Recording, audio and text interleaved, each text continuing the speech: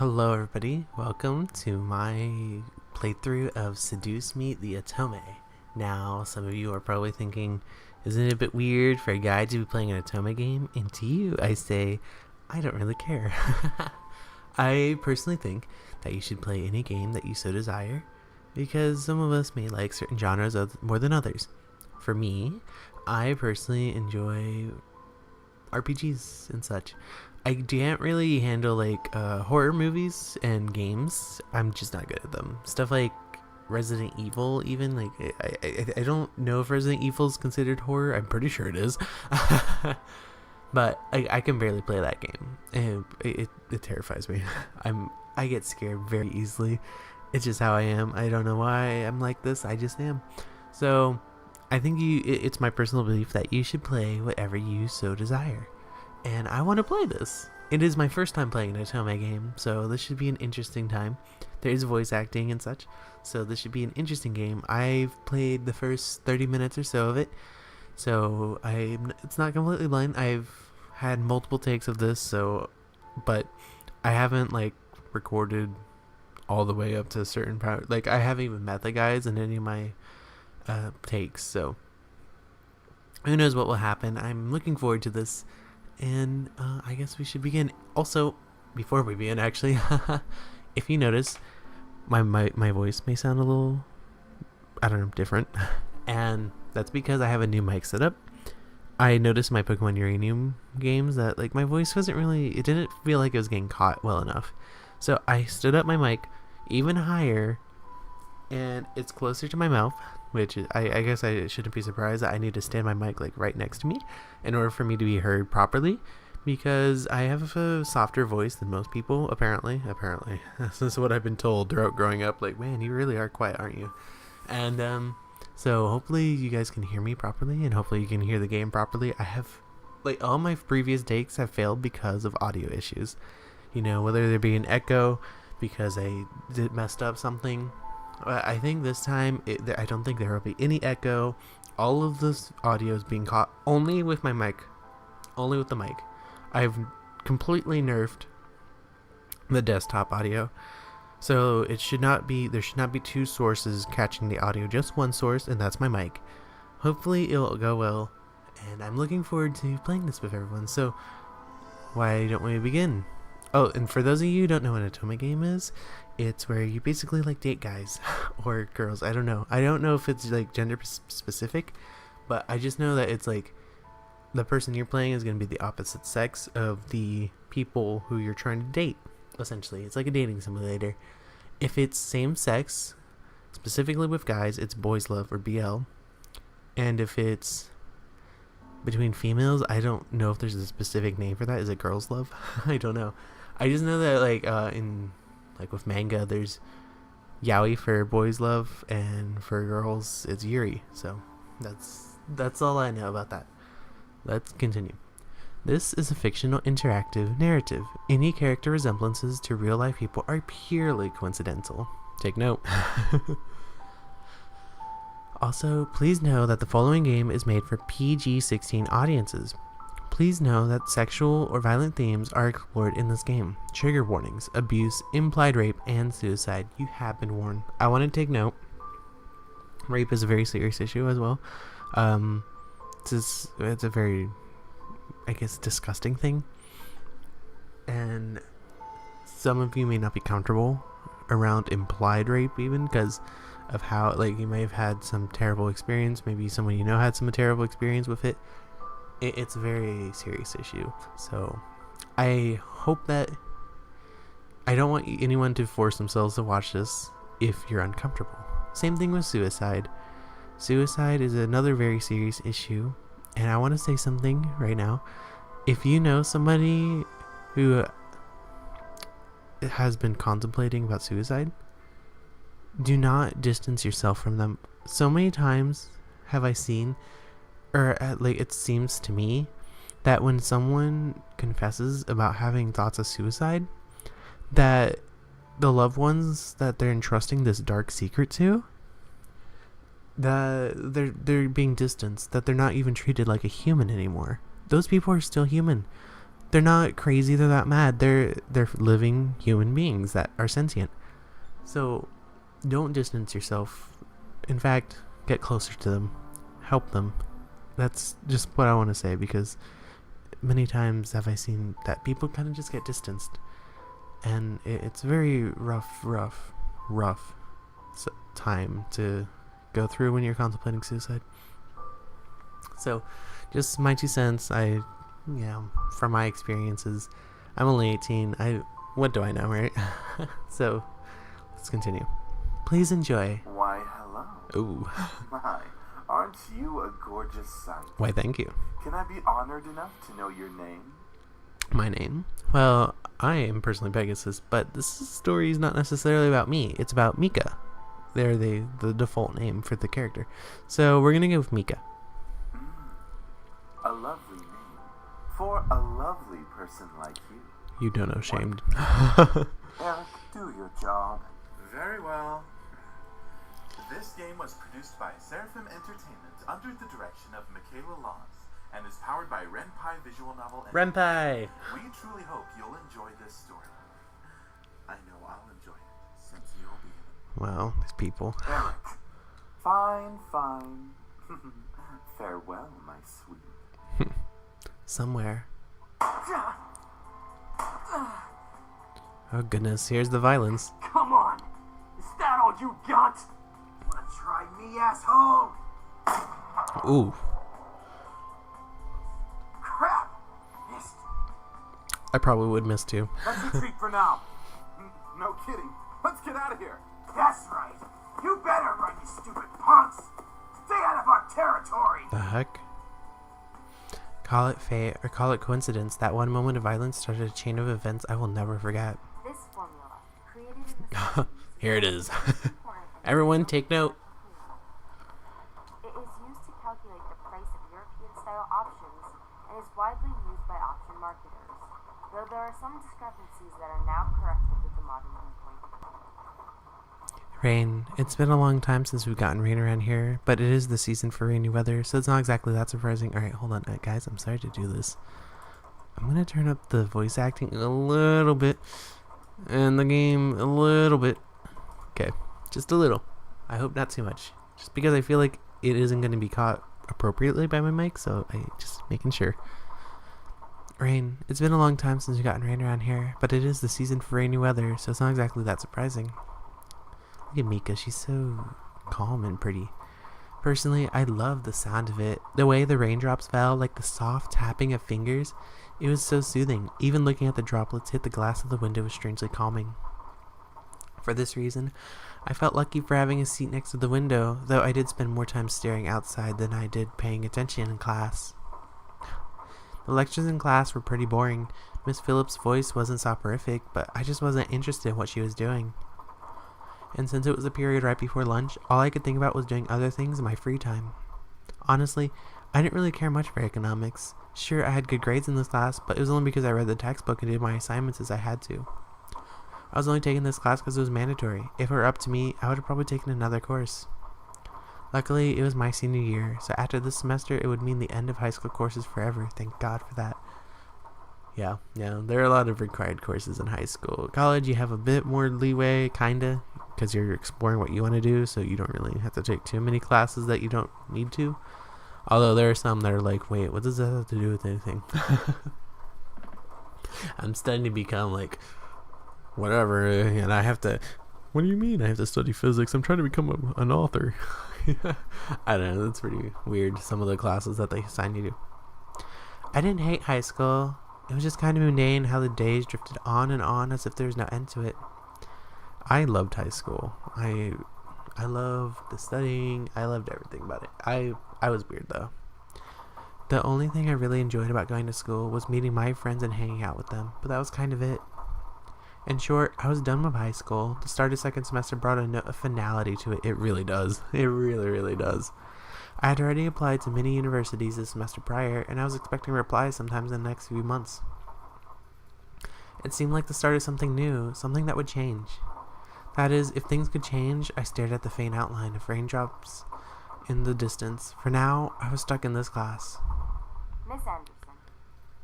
Miss Phillips' raised voice interrupted my train of thought.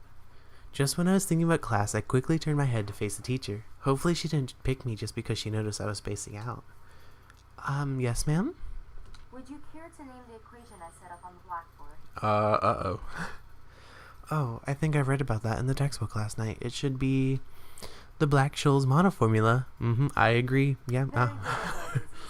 Yeah, that was all me. Anderson. It followed me wherever I went. Most people didn't really know me by my first name, but rather my surname. No doubt, since the surname was a trademark of the internationally famous and philanthropic Anderson Family Toys, and because the founder was my own grandfather. Suzu, one of my best friends, turned around and proudly gave me a punch to the shoulder. Hey, ass girl. From beside me, I heard Naomi, another one of my best friends, clearing her throat in obvious disapproval of Suzu's choice of words.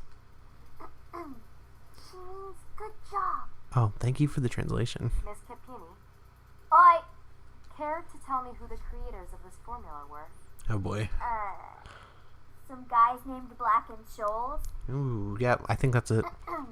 Fisher Black and Myron Scholes. No, I don't think so. Very good, Miss Patterson. Show off. Better study next time, Suzu. Be like us and study once in a while. Oh my. Susie rolled her eyes and slouched into her chair as Naomi gave her a small smirk. She always pouted when Naomi showed her up. That's the end of today's lecture. Now, let's separate into groups and work on your projects. Remember, everything is due on Monday. Go ahead now. Oh boy. Before I knew it, Suzu, and Naomi had scooted their desks to align with mine, and we turned into the Three Musketeers. Whenever the teacher led the students aside in groups, we always grouped together in our little trio. It was a sheer stroke of luck that we all managed to be in the same class, so we had to at least take the opportunity and stick together as much as we could. This is true. Whenever you get a class with a friend, be grateful, because that won't happen every time, I know. Besides, we were most comfortable around each other than, say, compared to being around any other classmate. Yeah, there's always, a friend that you're more comfortable with than your just classmate. It just made sense for us to put our heads together for any kind of project. I took out the poster we were working on and rolled it open onto the 3 desks. We were pretty much finished with fulfilling most of the guidelines for the project, though we did still have to add a few finishing touches here and there. After working on making the poster a bit prettier, we sat back and inspected our work to see what we still had to do. Naomi, as usual, was first to look for any issues. She lightly tapped a pencil against her chin, staring intently at the project. Alright, so let's see. We finished the budgeting section, the building leasing, and the cost for labor. What else do we need? Sounds beautiful to me. Oh, whoa! Self-voicing enabled. Naomi, alright, so let's see. We finished the budgeting section. Whoa. Self-voicing disabled. Whoa, I did not mean to click V. Okay, that was,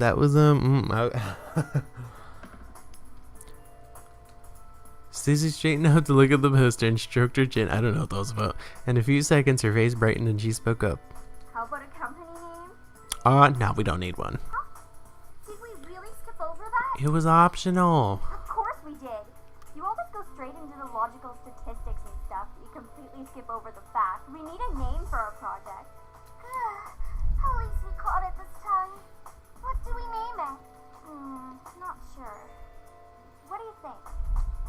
It always came down to me. Whenever there was something to be named or titled, I was the master in ending decision, even when I didn't want to be. I like Trinity Corporation. Of course you do. That is way too predictable. How about the Dragon Company? What do dragons have to do with our project? Dragons. Well, it's a totally unpredictable name. It's hot. Sure. But our company sells bubble gum. Because we can't produce spicy bubble This gum. is true. This is very true. What do you think? What do you think? Both of them looked at me expectantly. Even though I wasn't quite sure myself, I didn't really want to choose sides, but if it were up to me, I would say to go Trinity Corporation. Come on now. Fine. Be lame. A. Alright, now that we've decided on the name, now what? As we ended our name game, a giggle scrambled my thoughts. Oh boy. Huh? Who is that? Ignore it. It's just Lucette. I looked over my shoulder to see her laughing with a circle of friends, mostly comprised of popular people that were practically friends with everyone in the school. and as a result, everyone in the school knew them. In the center of it all was Lizette White. She sat with a posture that indicated she was still working, but that she also was ready to casually chat about her day. She had an endearing balance of charismatic and awkward, which was readily apparent when she first talked to someone. It was easy to make her smile and laugh, and she was quite the comedian as well. Basically, she was perfect. Not that she was like a robot or something, but she was a student that everyone else wanted to be. Lizette was bright, easygoing, and above all, had her future laid out right in front of her. Unlike the average student, she knew what she wanted to do after high school.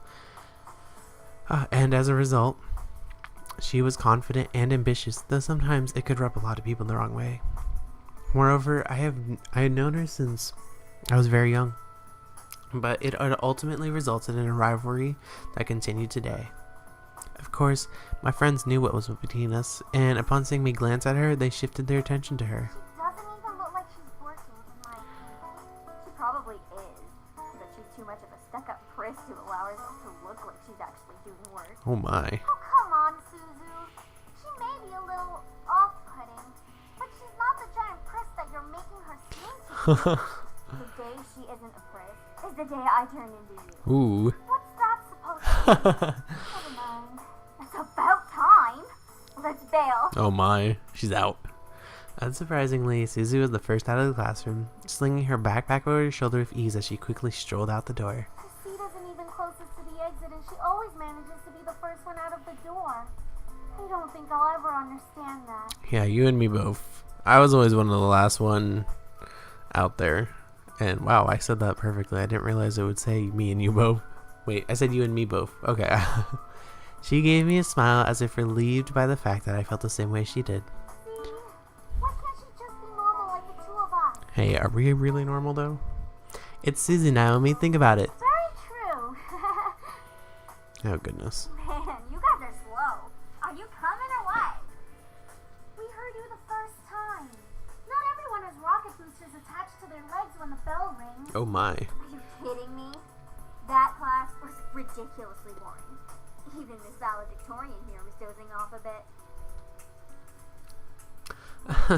I do have to admit, I was spacing out, and just because I answered one question doesn't mean I'm automatically the valedictorian. Man, if it were only that easy. Okay, so it wasn't too interesting. But you should at least pay attention when Phillips is talking about the important parts. So you finally admit it. We're finally on the same wavelength. Welcome to the club, Patterson. Please, don't call me by my last name. This isn't the classroom. And never in a million years will we ever see things eye to eye. Oh my. Despite this, they both burst out in laughter. Normally, anyone would think that opposites like them would ever associate with each other, but even though they were so different, their friendship somehow made a lot of sense. Maybe they were just perfect complements, or personality just didn't dictate the possibility of their friendship. After all, we three had been best friends since preschool. Alright, so where are we heading to first? Cafeteria? I think we can all agree that we're really hungry, especially after hearing about our company's line of deliciously spicy bubblegum. Oh yeah, that totally gets me going. Actually, I'm kind of hungry myself. I guess I'll have to eat after this episode. Who would even buy that? I wonder. Me? I would pay good money to get it. I don't know. Would I? Maybe. You do like spicy food after all? I love spicy food myself. We entered the cafeteria, a bustling room filled with aromas of different kinds of food. As we got in line, we ordered our meals and chatted freely. Cajun fries and a spicy chicken burger for me. That's my definition of a good meal. Really? I'll take a tuna sandwich and some juice. You're probably going to need water or something to curb all that spicy flavor, Susan. I don't know. I mean, do you necessarily? I mean, I wouldn't. Getting tamed by the likes of that. If it's spicy, then it's gotta be all or nothing. Passion. You're crazy. Oh yeah, I'm crazy. Well, I think I'm getting a migraine. I think I'll go with I love spicy food, and I love what Naomi's having too. Tuna sandwich and juice is probably what I would get nowadays because I'm dieting. But come on now, spiciness. Might as well go spicy today. Once we got our food, we settled at one of the empty tables, putting our backpacks aside to finally dig into the food. Suzu leaned back in her chair, tilting it back so that she could rest her feet on the table by her food. Alright then. Is there anything we want to talk about? Oh boy. Girl talk. Already. I know. Let's talk about big boys and I will never speak to you why not? Oh boy. What's so interesting about talking about guys? Not like any of us are gonna get boyfriends anytime soon. Hey, you never know. I mean, I'm playing this game after all. We don't know that. What if one of us does get a boyfriend? Like, that's going to happen, Naomi. Look at us. I'm a tiny Italian. You're a ditzy blonde. Ooh. Hey! No offense. And Anderson here.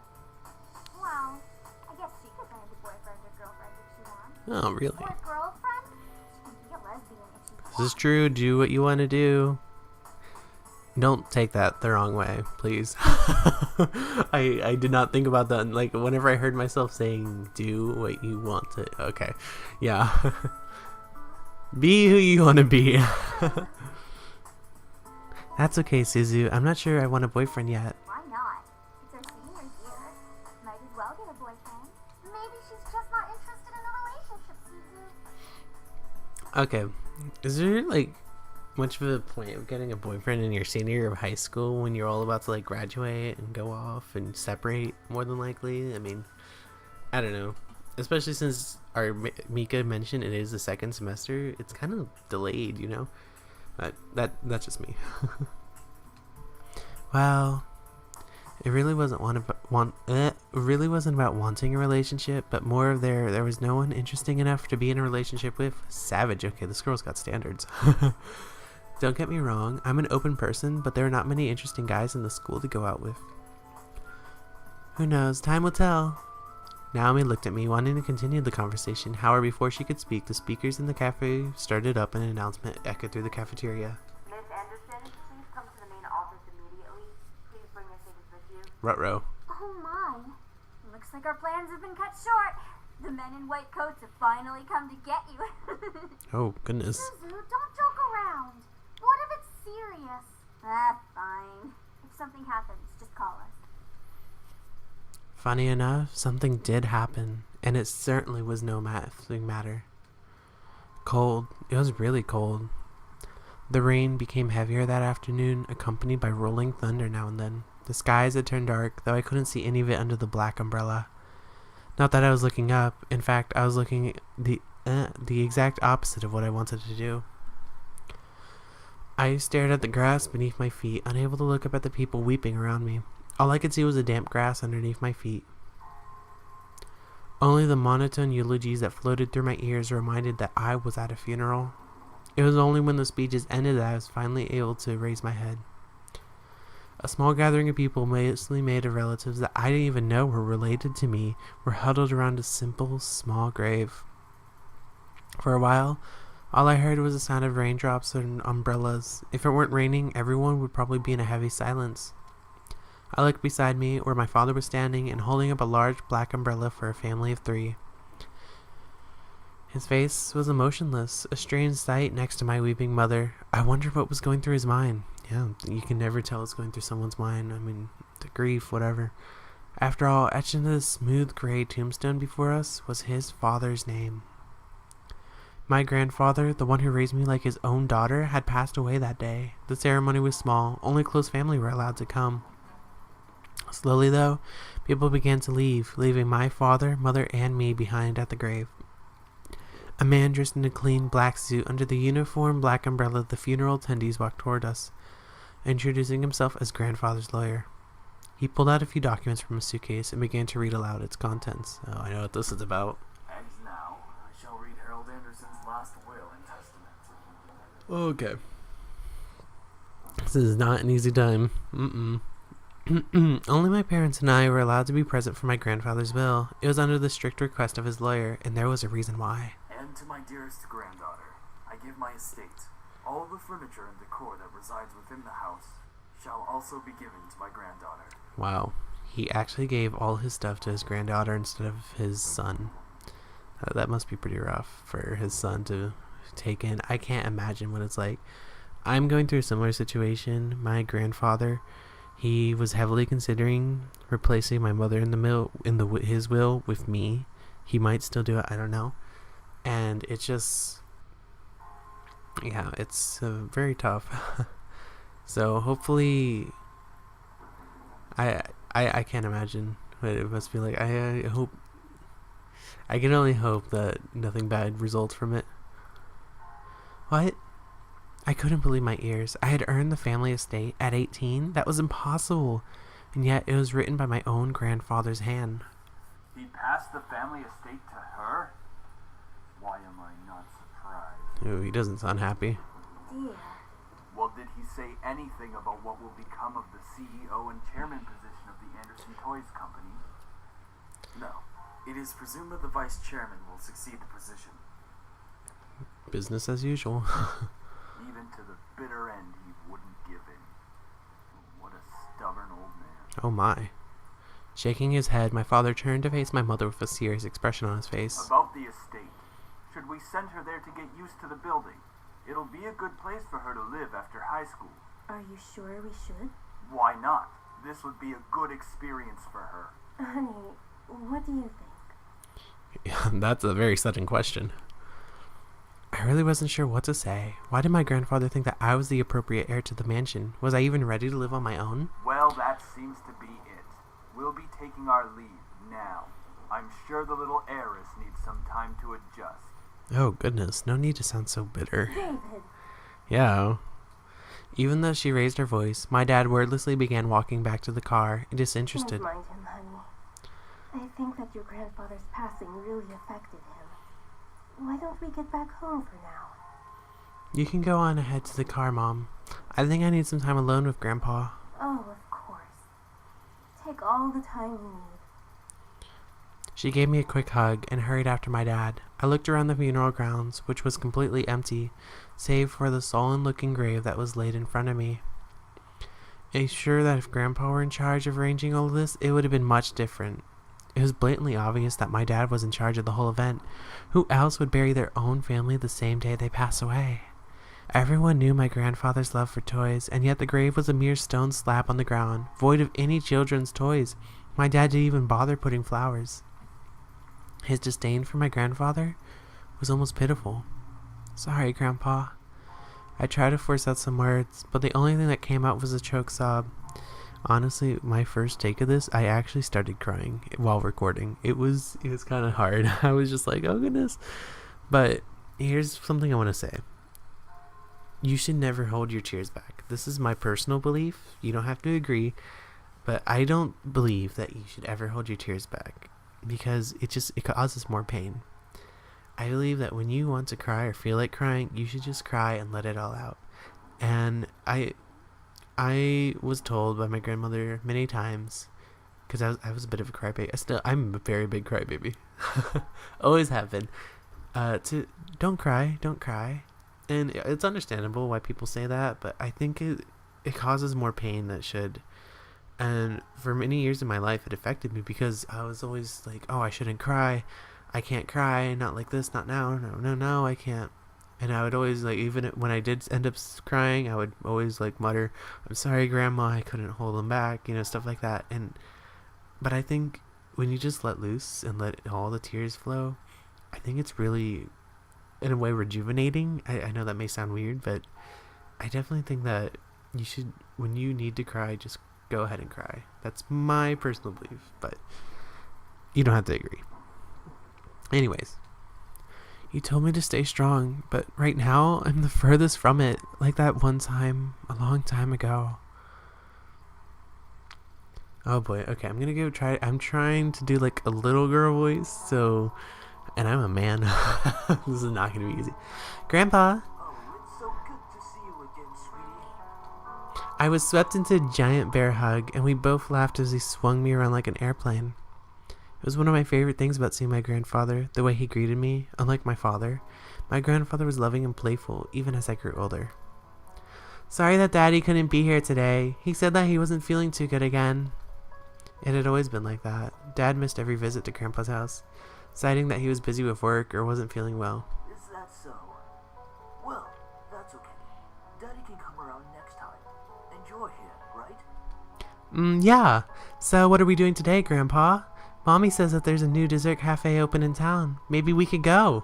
Oh, I would love to, but I've been so busy with the company these days. We're actually working on a little something. Would you like to see? Yes. Ooh, is that a toy? It is. I was designing a new line of them.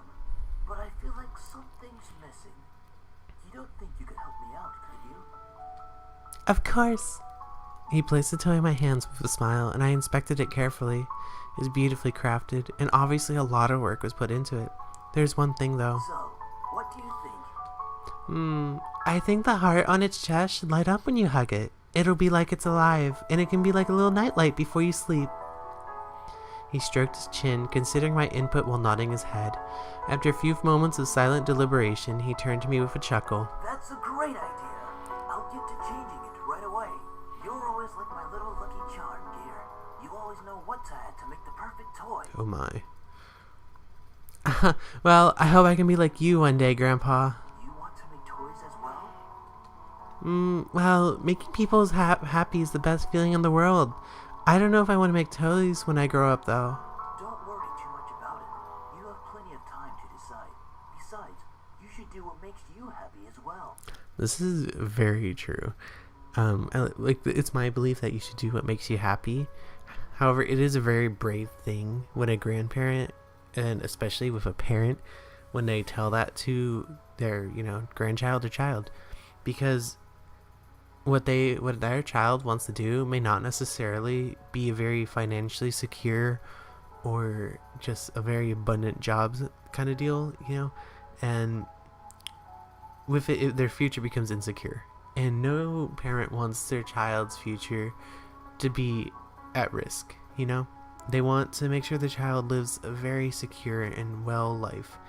And so some parents unintentionally or even intentionally force their kids to try to do something like becoming a doctor or an engineer, a lawyer, some of those jobs that tend to have higher profits or higher income, I should say.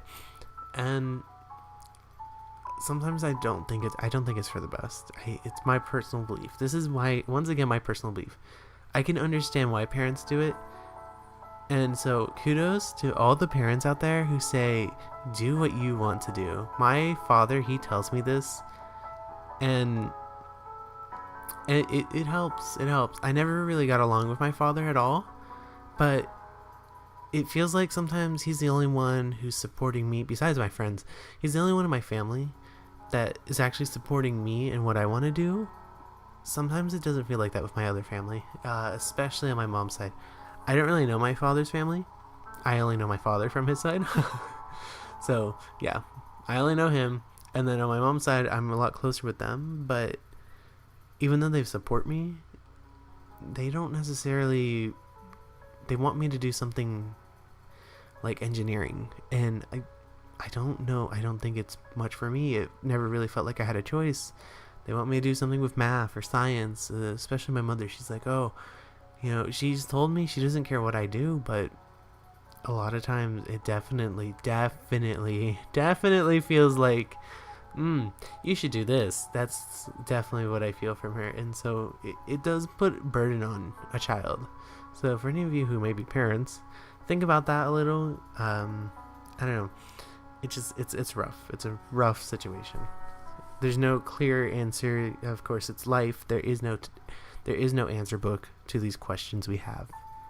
So anyways, enough about that. That makes sense. Daddy doesn't think of it in the same way, though. Your father. I'm sure he just wants the best for you. Yeah, so that's what they want. Parents tend to want what's best for their children. I'm not so sure about that. Sweetie, look at me. He bent down to look at me eye level with a serious look on his face. As much as your father may say something that doesn't make sense now, you must remember that he's always thinking about you. He loves you. There's no doubt about that. And you need to love him just as equally. I don't hate Daddy. I really do love him. I don't know why he's like this, though. Your father and I have had some difficulties with each other in the past. But it's nothing that you should be concerned about. I had heard tidbits of this from my mother and various other people. The only people who had stayed quiet were my father and grandfather. Both of them refrained from saying a word on the subject matter, but it is clear that whatever happened set up a wall between them. It's hard, though, trying to pretend as if nothing were wrong. However, no matter what, you have to stay strong.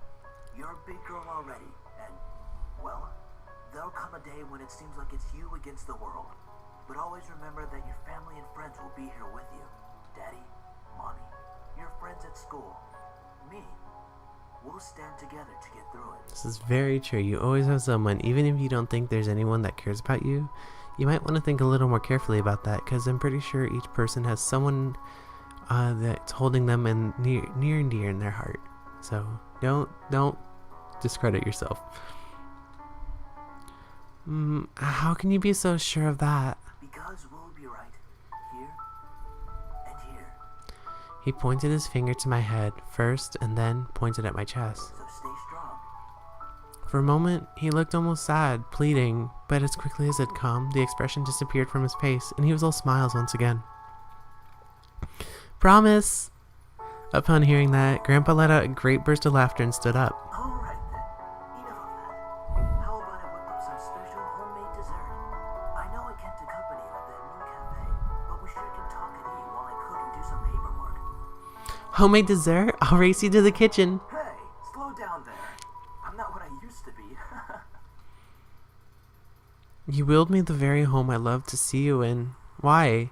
Why would you think I would be ready to take it? Especially after this. A surge of anger bubbled within me, but I quickly swallowed it. There was no use in getting mad, especially when the person in question was no longer there. I'm sorry. It's hard to stay calm when you left me with so many questions, especially about what happened between you and Dad. What am I doing? Talking to a grave? My vision blurred, and I suddenly realized that I was crying. My face heated up as tears rolled down my cheeks. I'll bring you some flowers later. I miss you, Grandpa. I'll try my best to fulfill my promise I gave to you, even if the world might be turned against me. I left the grave, wiping my tears hastily so my parents wouldn't see. Well, it's time to head back home. I'll cook up your favorite lasagna when we get home. I loved lasagna. Thanks, Mom. However, my dad didn't speak the entire drive home. I wanted to talk to him, but after his moment at the funeral, I wasn't sure if that was a good idea. It's about time we took off those dreary black clothes. Alright, I'm going to end the episode off here. I finally think I got a good take. Hopefully this is going to work out in the end. So I hope you guys enjoyed this episode of Seduce Me, the Otome. I'm personally enjoying it so much so far, and we haven't even introduced any of the guys. The storytelling aspect is really good. I hope you don't hear that. And the voice acting is really good as well. The grandfather's voice, the father's voice, kudos to the voice actors. Those were really well done. Mother, she hasn't had much lines, but everyone. Susie, Naomi, Miss Phillips. I hope I'm not forgetting anyone else. All really good voice actors. So I hope you guys enjoyed this episode of Seduce Me, the Otome, and I hope you guys continue watching until next time. But don't force yourself, okay? So until next time, guys, bye.